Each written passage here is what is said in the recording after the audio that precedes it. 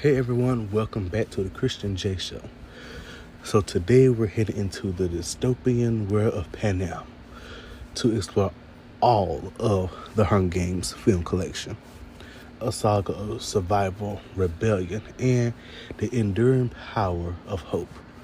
Now, whether you are Team Katniss, Team Peeta, and I don't know, is there anyone out there, Team Gale, or just here for the capital fashion, buckle up, because this could be a good one. Now, let's rewind it all the way back to 2012.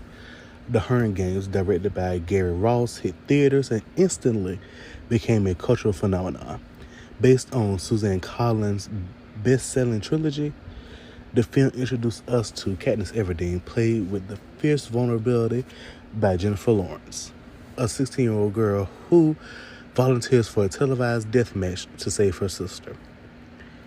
Now, what made this film stand out to me wasn't just the action or the dystopian setting. It was the emotional core. A young woman forced into a brutal system, trying to retain her humanity, and the shaky cam style, the muted color palette, and the haunting score all reinforced the tension and the realism. Now, I'm trying to figure out where I was back in, I think I was in middle school when the Hunger Games first came out. I think I was in middle school. And I tell you, those were when I tell you I was hooked on the Hunger Games and the Harry Potter series. I don't know if you ever watched Love and Hip Hop Atlanta, but y'all know how Rashida is hooked on Kirk. That's how I was hooked on those Harry Potter books and the Hunger Games books, because they were amazing. So, when I first read the Hunger Games, the first book, I was captivated. Because I could not put that book down for nothing in the world. You know how in school, you'll go to the library, check out a book, and they be like, okay, well, y'all supposed to have this book. And then, I don't know if it was just my district or did everybody else have to do it, but we had like AR, accelerated reader, and you get points towards your, something. I think it was your Lexile score or something. Something you did, and you took a test over the book. I always passed. Okay. Thank you. Always passed. But I don't know if it was just my school district, or was it everybody else's district. But I know we had to take test over it. Always passed. But I remember that I was captivated on that first book. And I was waiting for the second one to hurry up and come on that, because I knew there had to be a sequel coming. I just knew there had to be a sequel coming. And speaking of that sequel, The Hunger Games: Catching Fire in 2013, directed by Francis Lawrence, took everything from the first film and turned up to an 11. The stakes were higher, the world expanded, and the rebellion began to simmer. This film is often considered the best of the series, and for good reason. The Quarter Quail twist, the arena design, and the introduction of characters like Finnick Odair and Joanna Mason added depth and complexity. Katniss evolves from survivor to symbol, and the final shot, her face transforming from grief to resolve, is pure cinematic gold. Now, if you remember, in the end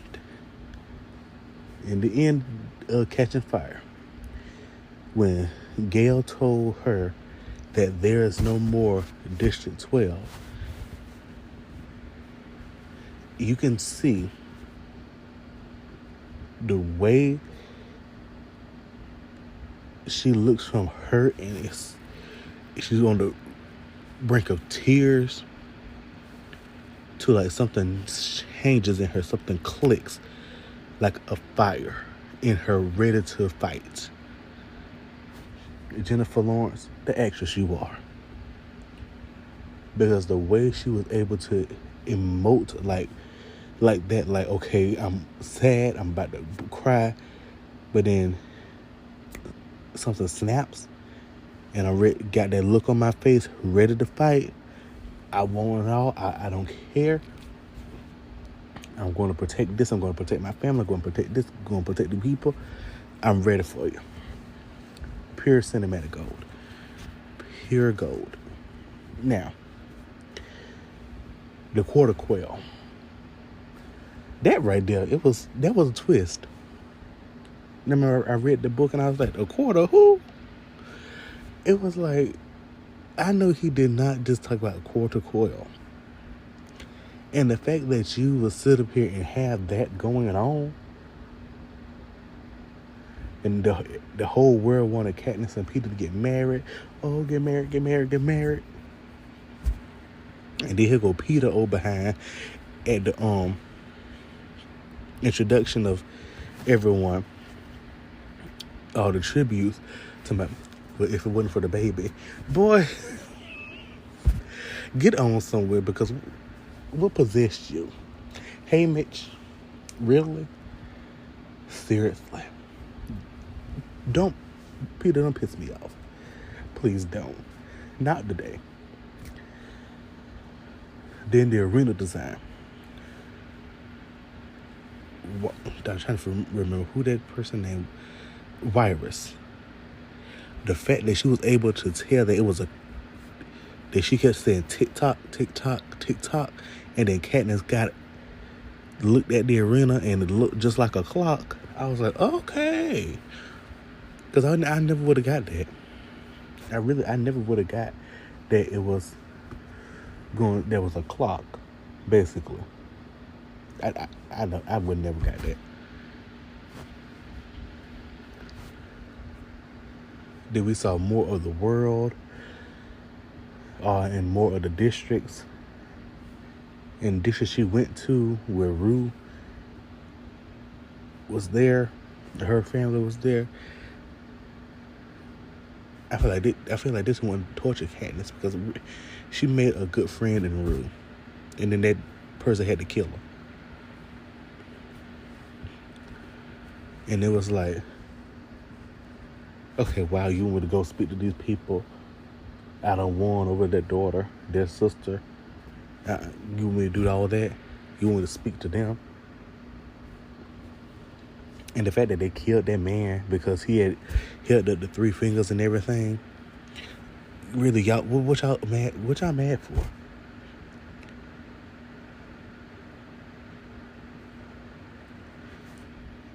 Now, when it came to them peacemakers, what peace did they keep? Because there was no peace there. They whipped Gale,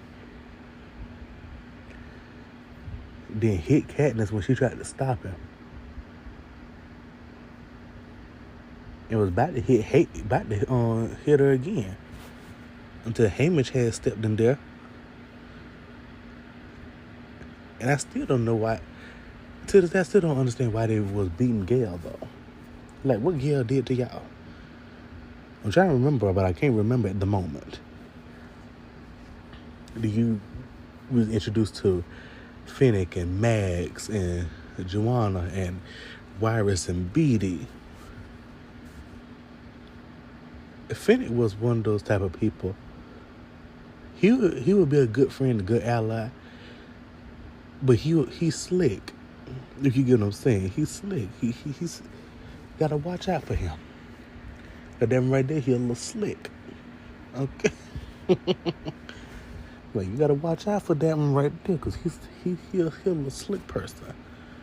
Joanna, I thought I wouldn't go like Joanna in the first place. I really didn't. When she first came on, and they was in that elevator, and Katniss said something, she was like, I'm not talking to you. I'm like, honey, Katniss might pull you by that ponytail and hit your head up against the glass. I don't know. You probably caught Katniss on one of her good days, but tone it down, sister girl.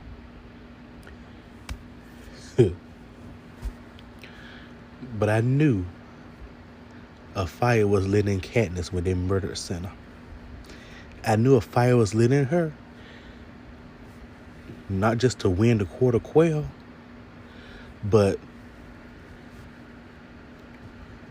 to start a rebellion. Because they didn't have to kill Cinna. They did. What, Snow just got mad? Oh, well, so what? Boom, bah. Let it go. Please. And not like all trilogies, it must come to an end. With The Hunger Games, Mockingjay. And of course, I was sad because I read the last book of the Hunger Games trilogy, and then when it, knowing now they came out with the Battle of Songbirds and Snakes, and I think they're doing another one. I think this one's gonna be on. This one was on Snow and somebody else, and I forgot her name. But the other ones that's supposed to come out sometime is gonna be on Haymitch. So, but the trilogy with Katniss and everybody, that's the one.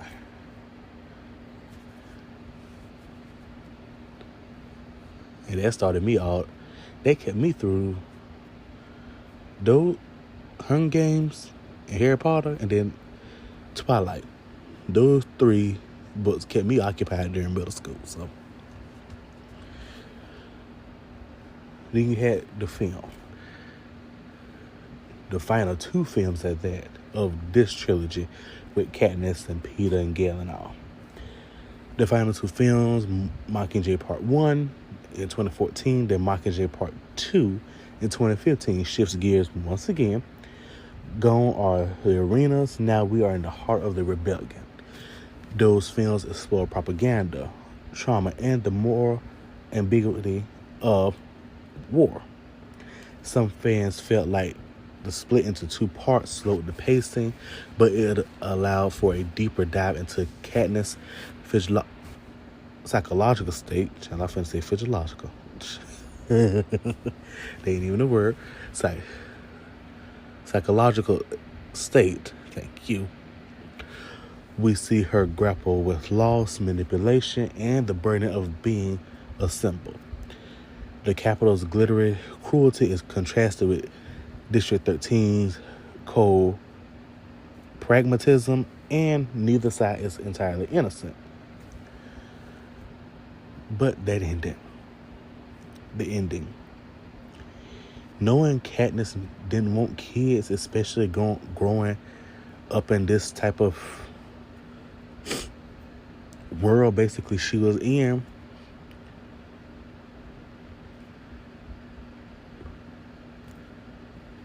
and her holding her baby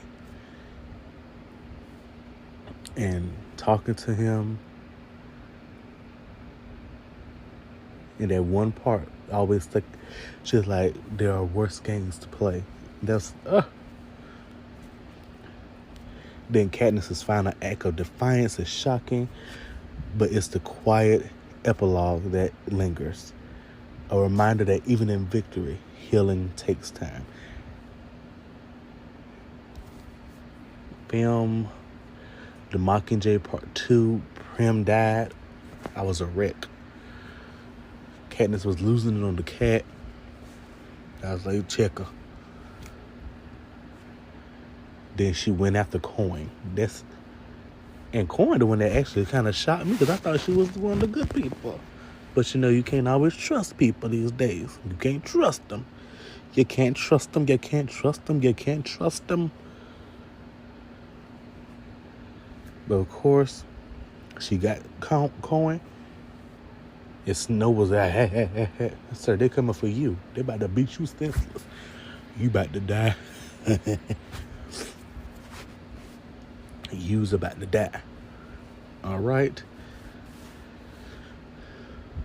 So what makes the Hunger Games film collection great.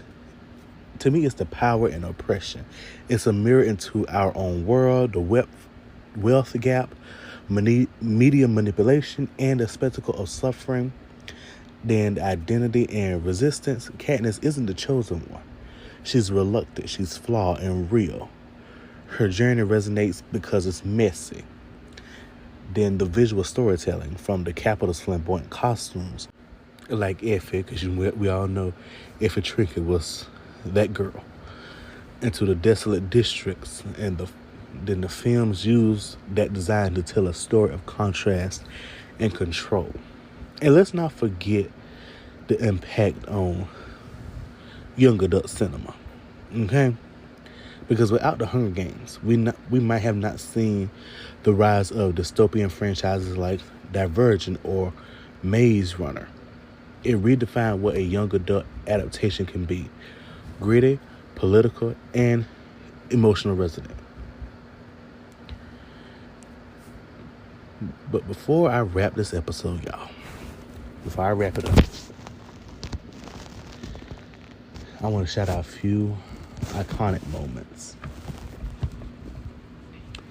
Rue's death and the District 11 statue.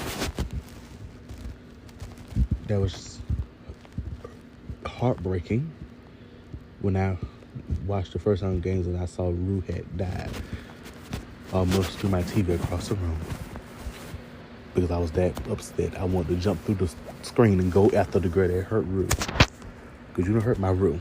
You don't. Then the District 11 statue was powerful.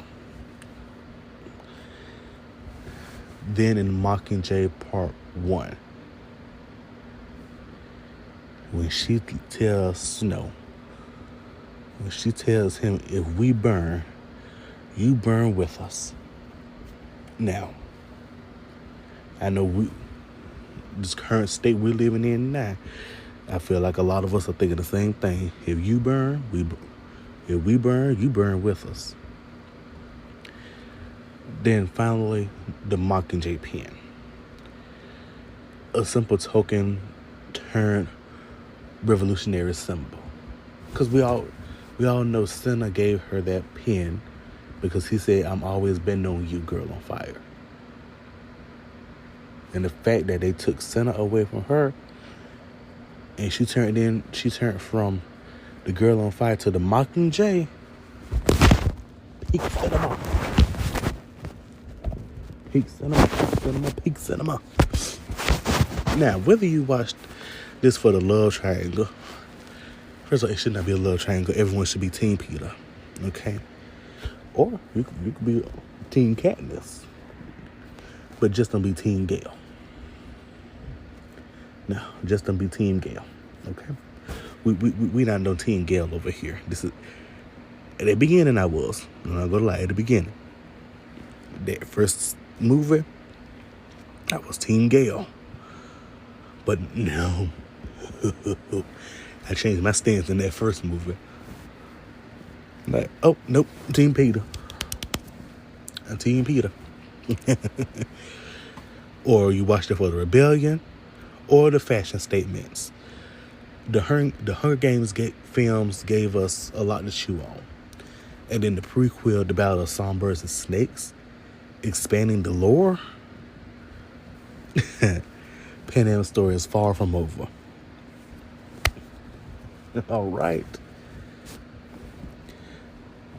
Thank you for listening. And if you enjoyed today's episode, don't forget to subscribe, leave a comment, share with your fellow tributes. Until then, stay curious, stay critical, and may the odds be ever in your favor.